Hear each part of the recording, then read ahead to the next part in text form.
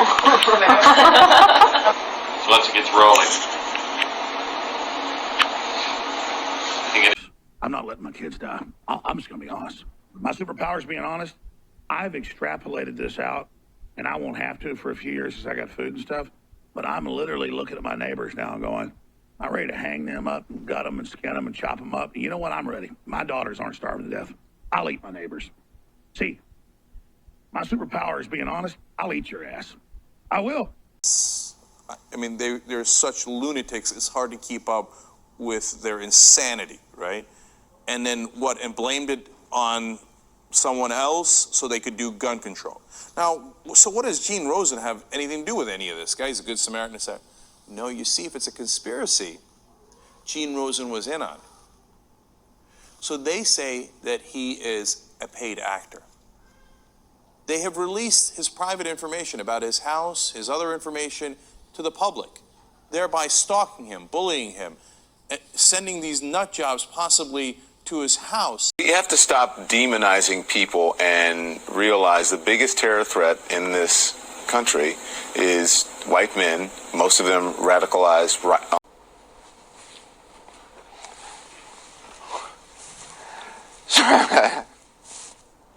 You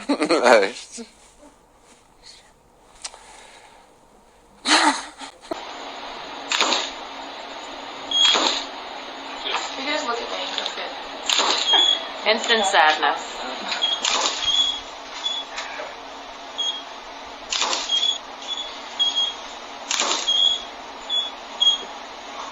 And try to keep your eyes open. I know it's probably like impossible.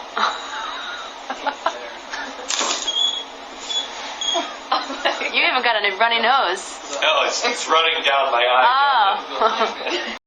In South Texas, lawyers and medical providers just I think I'm gonna have to hand this off. Yeah.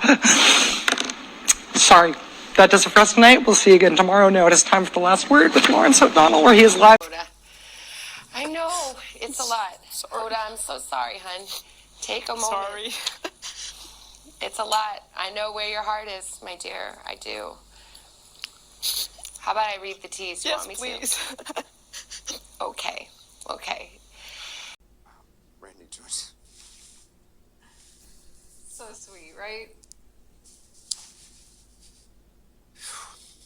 I mean, wow, what she has been through. Yeah, and what she's still going through, Anderson, and yet that was the only time in our whole interview that she smiled, was talking about you and Wyatt. I mean, she's been in this dark place. She was on that ventilator for a couple of months. She's going through possibly losing her hands. She hasn't seen her children in a couple of months. She was in this dreamlike state where she was watching her life go by on the ventilator, she remembers. So it's been a really scary time for her, and she hasn't had any visitors. So when we started talking about you, that's when she really lit up, and I think she's really clung to that as sort of this bright spot in all of this. You know, we see what the pandemic has done to her and her family and so on. I had to break that promise because I am now working at a network that will follow through on a story. I am not a journalist. I'm just a guy who cares. I'm sorry.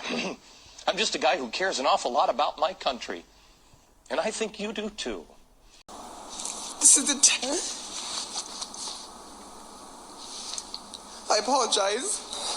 I'm going to try to get through this. This is the 10th hospital that I have been in. And to see the way that these families have to live after this and the heartache that goes so far and so wide.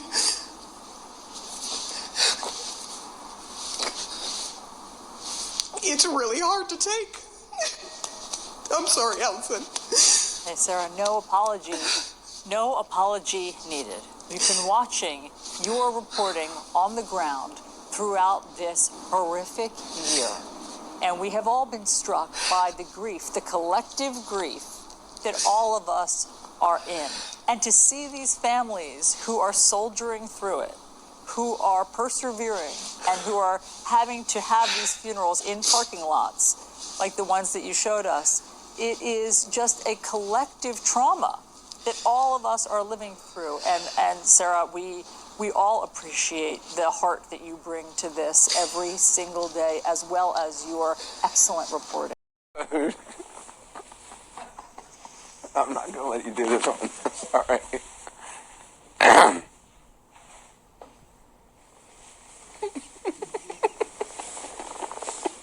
It's so stupid.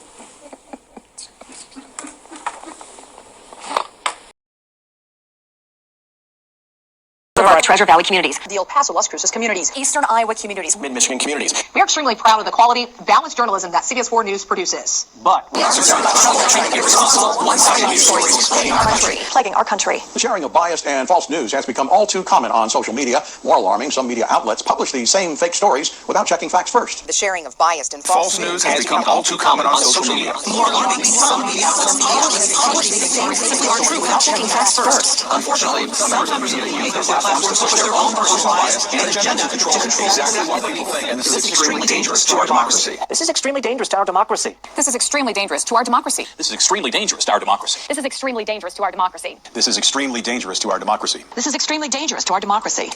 This is extremely dangerous to our democracy. This is extremely dangerous to our democracy. This is extremely dangerous to our democracy. This is extremely dangerous to our democracy. This is extremely dangerous to our democracy. This is extremely dangerous to our democracy. This is extremely dangerous to our